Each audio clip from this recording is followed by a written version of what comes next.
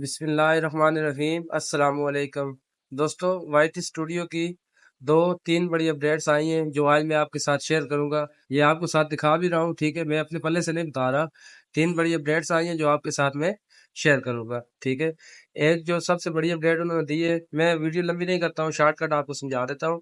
A newly design dashboard that let you see you most important performance data. جو dashboard آپ کے پاس شو ہوتا ہے یہاں پر وائٹ اسٹوڈیو میں، اس کو انہوں نے اپڈیٹ کیا ہے، اس کے کچھ ڈیزائن وغیرہ چینج کیے ہیں۔